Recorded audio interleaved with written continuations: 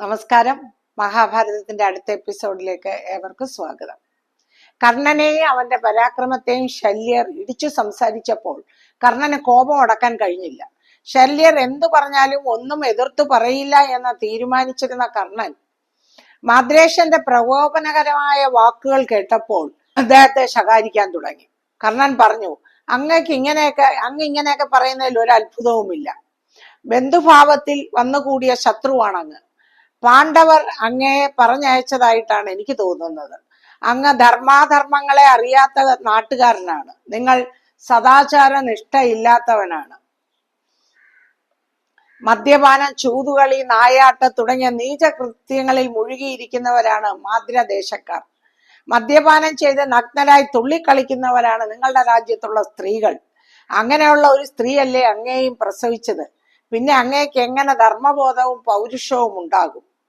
എന്റെ ഗുരുനാഥൻ ഭാർഗവരാമൻ പറഞ്ഞിട്ടുള്ളത് എന്താണെന്ന് അറിയാമോ? തിരിഞ്ഞോടാതെ യുദ്ധം ചെയ്യുന്ന യോദ്ധാവിനുള്ളതാണ് സ്വർഗം. കൃഷ്ണാർജുനന്മാരെ ഞാൻ കൊല്ലട്ടെ കൊല്ലാതിരിക്കട്ടെ, പക്ഷെ ഞാൻ ഭീരുവല്ല. ശത്രുവിനെ സ്തുതിച്ചുകൊണ്ട് എന്നെ ഭയപ്പെടുത്താൻ ശ്രമിക്കണമെങ്കിൽ അങ്ങ് എത്രമാത്രം ഭീരുവായിരിക്കണം. ഞാൻ ഇപ്പോൾ അർജുനനെ ലക്ഷ്യമാക്കി ഇറങ്ങി തിരിച്ചിരിക്കുകയാണ്. അതുകൊണ്ട് അങ്ങയെ ഒന്നും ചെയ്യുന്നില്ല. എന്നാൽ അർജുനനെ കൊന്നു കഴിഞ്ഞാൽ പിന്നെ അങ്ങയെയും പരിജനങ്ങളെയുമാണ് കൊല്ലുന്നതെന്ന് ഓർമ്മയിരിക്കട്ടെ. കോപത്തോടു കൂടിയ കർണന്റെ വാക്കുകൾ ശല്യരെ ഒട്ടും അലോരസപ്പെടുത്തിയില്ല. അദ്ദേഹം മനഃപൂർവ്വം കർണനെ ഇടിച്ചു താഴ്ത്തുകയാണ്. താൻ കർണന്റെ സാരഥ്യം ഏറ്റെടുക്കുമ്പോൾ കർണനെ തേജോവധം ചെയ്തു കൊള്ളാമെന്ന് ശല്യർ യുധിഷ്ഠിരന് വാക്കു കൊടുത്തിരുന്നല്ലോ. അത് ഞാൻ നേരത്തെ നിങ്ങളോട് പറഞ്ഞതാണ്. ശല്യർ പറഞ്ഞു, രാധേയ, പൗരുഷശാലി ആയിരിക്കുകയാണ് ഞാൻ. എന്റെ ശത്രുക്കളൊന്നും ജീവിച്ചിരിപ്പില്ല. എന്നോടാർക്കും അപ്രീതിയുമില്ല. എന്നിട്ടും നീ എന്നെ മദ്യപാനിയും ദുരാചരനുമായി കാണുന്നു. ഇപ്പോൾ നീ എന്റെ ബന്ധുവാണ്. നിന്നെയും നിന്റെ രഥത്തെയും സംരക്ഷിക്കേണ്ട ചുമതല എനിക്കാണ്. അതുകൊണ്ട് നിനക്ക് ഇഷ്ടപ്പെട്ടാലും ഇല്ലെങ്കിലും നിനക്ക് ഹിതകരമായത് പറഞ്ഞു തരേണ്ടത് എന്റെ ചുമതലയാണ്. അതുകൊണ്ട് ഞാനൊരു കഥ പറയാം, നീ ശ്രദ്ധിച്ചു കേൾക്കണം. അരയന്നത്തിന്റെയും കാക്കയുടെയും കഥ. പണ്ട് കടൽക്കരയിൽ ധനവാനായ ഒരു വൈശ്യൻ വസിച്ചിരുന്നു.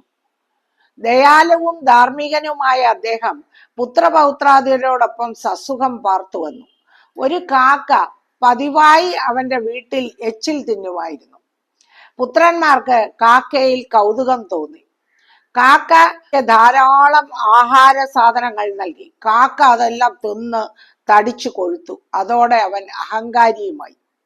അങ്ങനെ ഇരിക്കെ മാനസ സരസിൽ നിന്ന് ഒരു പറ്റം അരയന്നങ്ങൾ കടൽക്കരയിൽ വന്ന് വട്ടമിട്ട് പറഞ്ഞു. ഇത് കണ്ടപ്പോൾ വൈശ്യപുത്രന്മാർ കാക്കയോട് ചോദിച്ചു, നീയല്ലേ പക്ഷികളുടെ രാജാവ്, നിനക്ക് ഈ അരയന്നങ്ങളെ പറന്നു തോൽപ്പിച്ചുകൂടെ? കാക്ക മൗഢ്യം കൊണ്ടും അഹങ്കാരം കൊണ്ടും അത് ശരിയാണെന്ന് വിശ്വസിച്ചു. എച്ചിൽ കാക്ക വേഗം അരയന്നങ്ങളുടെ അടുത്തെത്തി അവരുടെ നേതാവിനെ ഒരു മത്സരപ്പറക്കലിന് ക്ഷണിച്ചു. അരയന്നങ്ങൾ കാക്കയുടെ വിഡ്ഢിത്തം ഓർത്ത് ചിരിച്ചു. അരയന്നങ്ങളുടെ തലവൻ പറഞ്ഞു, എടാ കാക്കേ, ഞങ്ങൾ മാനസ സരസിൽ വസിക്കുന്ന അരയന്നങ്ങളാണ്. അവിടെ നിന്ന് പറന്നു വന്ന് ഭൂമി ചുറ്റുകയാണ്. പറക്കുന്ന കാര്യത്തിൽ പക്ഷികളിൽ മുൻപന്തിയിൽ നിൽക്കുന്നവരാണ് ഞങ്ങൾ. നീ എങ്ങനെയാണ് ഞങ്ങളോടൊപ്പം പറക്കുക? ഞങ്ങളോടൊപ്പം പറക്കണമെന്ന് ആഗ്രഹിക്കുന്ന നീ ഒരു വിഡ്ഢിയാണ്. ഇത് കേട്ടപ്പോൾ കാക്കയ്ക്ക് അരയന്നങ്ങളോട് പുച്ഛമാണ് തോന്നിയത്. എന്നിട്ട് അവൻ അഹങ്കാരത്തോടെ പറഞ്ഞു, നിങ്ങൾ എന്നെ പറ്റി എന്തു വിചാരിച്ചു? മേൽപോട്ട് പറക്കൽ, താഴോട്ട് പറക്കൽ, അസാധാരണമായ വേഗതയിലുള്ള പറക്കൽ, കൂട്ടം കൂടി പറക്കൽ, മുന്നോട്ടും പിന്നോട്ടും പറക്കുക തുടങ്ങി 101 വിധത്തിൽ എനിക്ക് പറക്കാൻ അറിയാം. അപ്പൊ അരയന്നം പറഞ്ഞു, ഞങ്ങൾക്ക് ഒറ്റ പറക്കലേ അറിയാവൂ. അങ്ങനെ പറന്ന് നിന്നോട് മത്സരിക്കാം. ശരി, നിനക്ക് ഞങ്ങളോട് മത്സരിക്കണമെന്നുണ്ടെങ്കിൽ ഞങ്ങളോടൊപ്പം പറന്നോളൂ എന്ന് പറഞ്ഞ് അരയന്നങ്ങൾ സമുദ്രത്തിന്റെ മുകളിൽ കൂടി പറക്കാൻ ആരംഭിച്ചു. ആ കാക്കയും അവരോടൊപ്പം പറന്നു. കുറച്ചു ദൂരം പോയപ്പോൾ കാക്കയ്ക്ക് ചിറക് കുഴയാൻ തുടങ്ങി. ഇത് മനസ്സിലാക്കിയ ഹംസങ്ങൾ പറക്കലിന്റെ വേഗത കുറച്ച് കാക്കയോടൊപ്പം പറന്നു നിന്നു. കാക്ക വിചാരിച്ചു, ഇനി എനിക്ക് മുന്നേറാമെന്ന്. എന്നാൽ കുറച്ചുകൂടി പോയപ്പോഴേക്കും കാക്ക തീരെ അവശനായി. എവിടെയെങ്കിലും ഇരുന്നല്പം വിശ്രമിക്കണമെന്ന് കാക്കയ്ക്ക് തോന്നി. എന്നാൽ എങ്ങും കരയോ വൃക്ഷങ്ങളോ കണ്ടില്ല. നോക്കത്താ ദൂരത്തോളം കടൽ മാത്രം.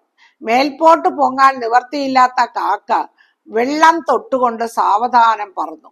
അപ്പോൾ ഹംസങ്ങൾ കാക്കയോട് ചോദിച്ചു, ഇപ്പോൾ പറക്കുന്നത് ഏതു വിധത്തിലുള്ള പറക്കലാണെന്ന്.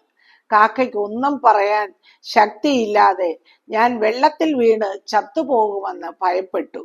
അവൻ പ്രാണഭയത്തോടെ ഹംസങ്ങളെ വിളിച്ചു കരഞ്ഞു.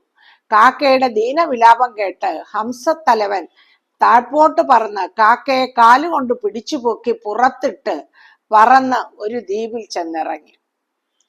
അപ്പോൾ ലജ്ജിതനായ കാക്ക പറഞ്ഞു, ഞാൻ ഉച്ഛിഷ്ടഗർവിയായി. ഉച്ഛിഷ്ടഗർവ് എന്ന് പറഞ്ഞാൽ ഉച്ഛിഷ്ടം ഭക്ഷിച്ചിട്ട് അതിൽ നിന്ന് അഹങ്കാരിയായി ഗരുഡതുല്യനാണെന്ന് വിചാരിച്ച് മറ്റു പക്ഷികളെയൊക്കെ നിന്ദിച്ച് സംസാരിച്ചു. ഇനി മേലാൽ ഞാൻ ആരെയും നിന്ദിക്കില്ല. കാക്കയെ അവിടെ വിട്ട് അരയന്നങ്ങൾ മാനസ സരസിലേക്ക് പറന്നുപോയി.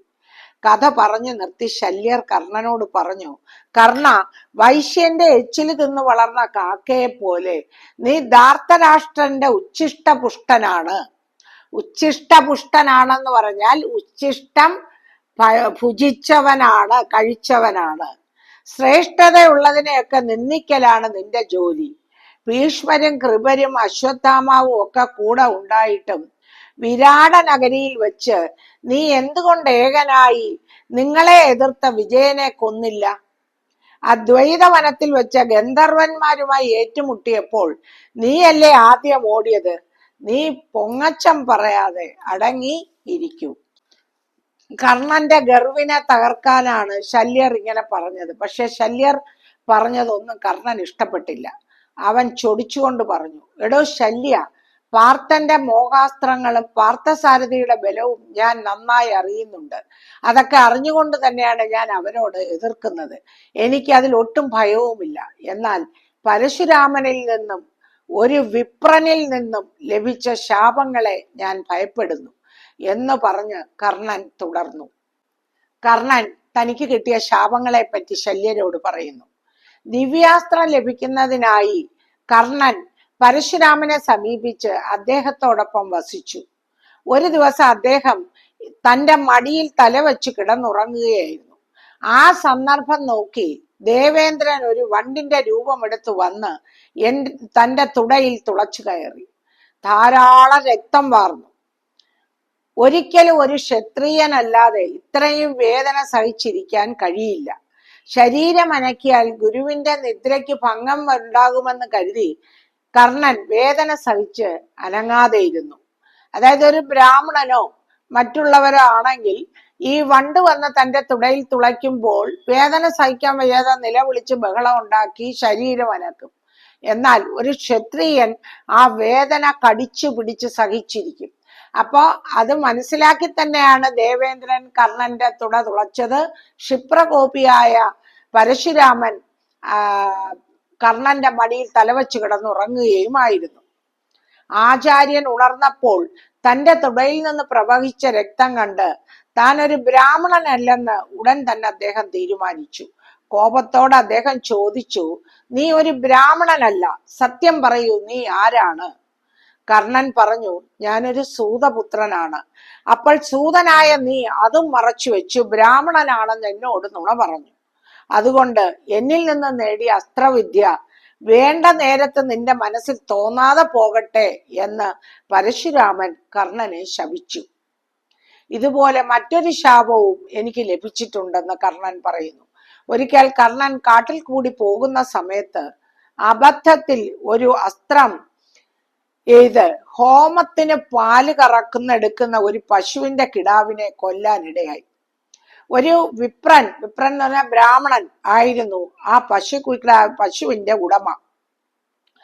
അദ്ദേഹം തന്റെ അടുത്ത് വന്ന്, നീ പോരിൽ പൊരുതുന്ന സമയത്ത് നിന്റെ രഥത്തിന്റെ ചക്രം കുണ്ടിൽ താണുപോകട്ടെ, കുഴിയിൽ താണുപോകട്ടെ എന്ന് ശപിച്ചു.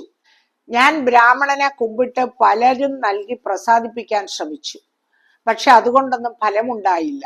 ഈ രണ്ട് ശാപങ്ങളെ പറ്റി ഓർക്കുമ്പോൾ എനിക്ക് ഭയം തോന്നുന്നുണ്ട്. എങ്കിലും അതൊന്നും അർജുനനുമായുള്ള പോരാട്ടത്തിൽ എന്നെ ബാധിക്കാൻ പോകുന്നില്ല. ഞാൻ നിശ്ചയമായും ധനഞ്ജയനെ കൊല്ലും. എടോ ശല്യ, നീ എന്നെ പല ദൃഷ്ടാന്തങ്ങളും പറഞ്ഞ് പേടിപ്പിക്കാമെന്ന് കരുതുന്നു. എന്നാൽ ഞാൻ പേടിക്കുവാൻ പിറന്നവനല്ല. വിക്രമത്തിനും യശസ്സിനും വേണ്ടി പിറന്നവനാണ് ഞാൻ. കൗരവർക്ക് വലിയ കാര്യം സാധിക്കാനുണ്ട്. അപ്രിയ വാക്കുകൾ പൊറത്തു കൊള്ളാമെന്ന് ഞാൻ ദുര്യോധന് വാക്കും കൊടുത്തിട്ടുണ്ട്. അതുകൊണ്ട് നീ പറയുന്നതൊക്കെ ക്ഷമിച്ച് നിന്നെ കൊല്ലാതെ വിടുകയാണ് ഞാൻ. ഇപ്രകാരം പലതും പറഞ്ഞ് കർണനും ശല്യനും കൂടി പരസ്പരം കുറ്റപ്പെടുത്തുകയും ശകാരങ്ങൾ വർഷിക്കുകയും ചെയ്തു. ശല്യനെ സാരഥിയായി കൊണ്ടുവരേണ്ടിയില്ലായിരുന്നു എന്ന് വരെ കർണന് തോന്നി. വളരെ സമയമായി വാക്സമരം നടത്തിക്കൊണ്ടിരുന്ന ശല്യരുടെയും കർണന്റെയും അടുത്തേക്ക് ദുര്യോധനൻ ഓടിയെത്തി. രണ്ടുപേരെയും സൗഹാർദ്ദപൂർവം ഗുണദോഷിച്ചു. ഇനിയെങ്കിലും സംവാദം നിർത്തി പോർക്കളത്തിലേക്ക് പുറപ്പെടാൻ നിർദ്ദേശിക്കുകയും ചെയ്തു. ഇന്നത്തെ എപ്പിസോഡ് ഇവിടെ നിർത്തുന്നു. അടുത്ത എപ്പിസോഡ് അടുത്ത ദിവസം.